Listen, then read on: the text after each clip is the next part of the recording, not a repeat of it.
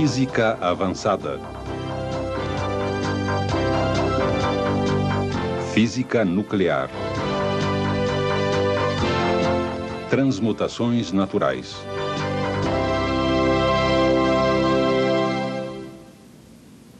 Um dos motivos para termos medo da radiação nuclear é que não podemos vê-la.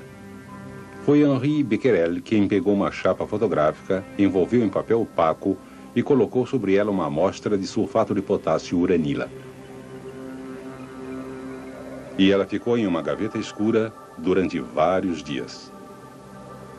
O resultado, uma chapa fotográfica exposta, a primeira prova visível da radiação nuclear. Parecia que os raios eram emitidos pela amostra e velavam a placa. Rutherford e Vallard demonstraram que esta radiação realmente consistia de 3 tipos diferentes: radiação alfa, beta e gama. A diferença entre elas é seu poder de penetração. Raios alfa são facilmente retidos, raios beta, menos. E os raios gama têm um grande poder de penetração. Os pesquisadores logo encontraram outras diferenças. Quando uma amostra radioativa era exposta a um campo magnético, o padrão resultante mostrou que cada uma das 3 formas de radiação tinha uma carga elétrica diferente. Finalmente, um raio alfa foi identificado como o núcleo de um átomo de hélio. A radiação beta, um fluxo de elétrons. E os raios gama, fótons de radiação eletromagnética. Mas isso não desvendou todo o mistério que envolvia a radioatividade. O que acontece à substância que emite esta radiação? Os primeiros a sugerir um processo denominado decaimento radioativo foram Ernest Rutherford e Frederick Soddy.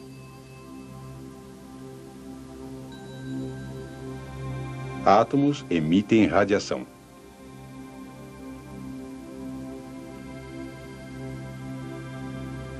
Nesse processo, são transformados espontaneamente em átomos de novos elementos.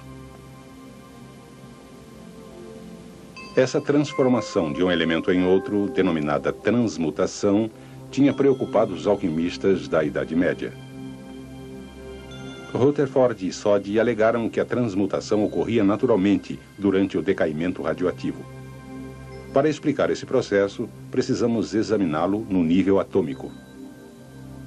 Quando a radiação foi descoberta, o átomo foi considerado uma esfera que continha cargas positivas e negativas.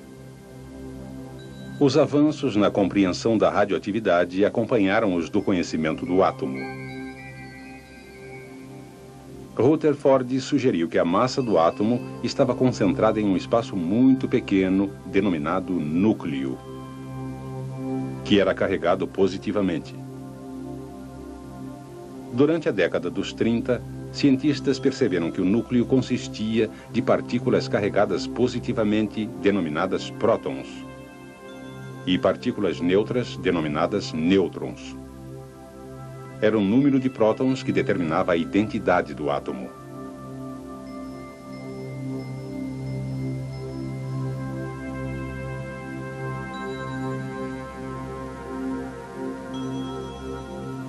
Descobriram também que, para átomos de um elemento específico, o número de nêutrons presentes no núcleo podia variar.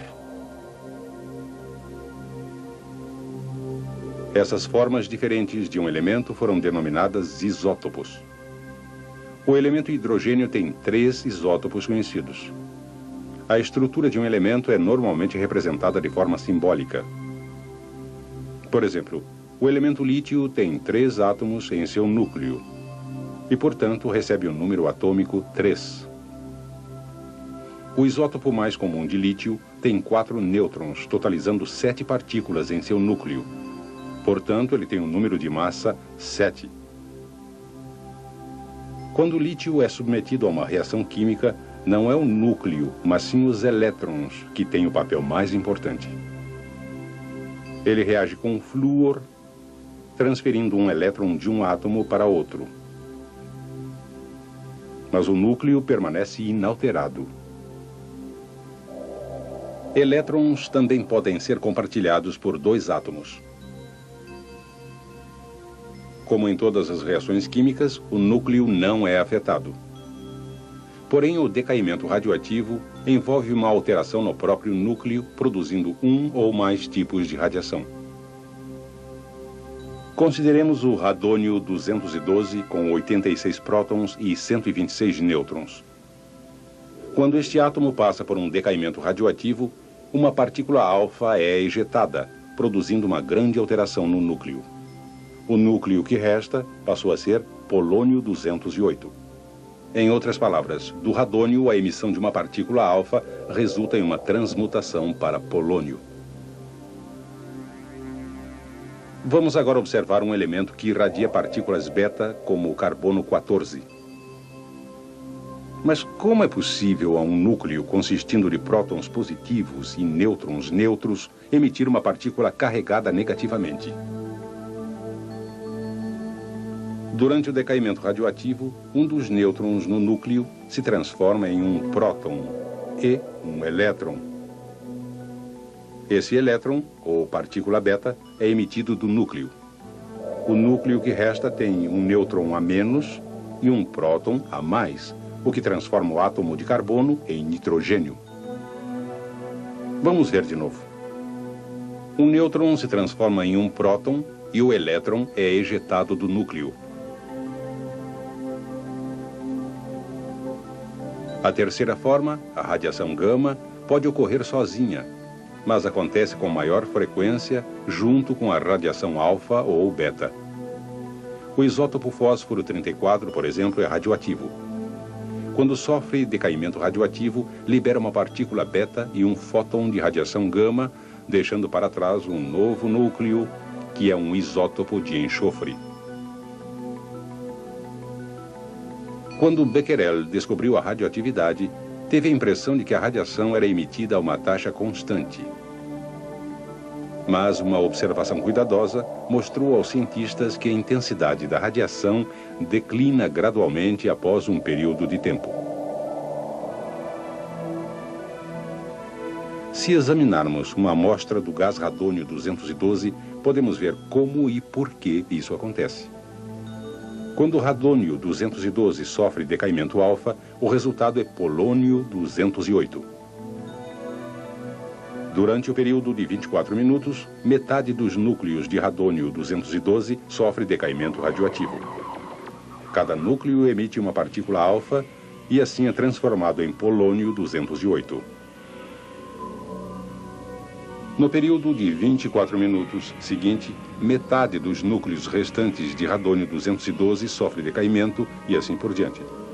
Em outras palavras, durante cada período de 24 minutos, metade do radônio-212 restante sofre decaimento radioativo. Por esse motivo, dizemos que o radônio-212 possui uma meia-vida de 24 minutos. Um gráfico mostrará que a atividade diminui à medida que o tempo passa. Durante cada intervalo de 24 minutos, a quantidade de radiação emitida pela amostra cai pela metade.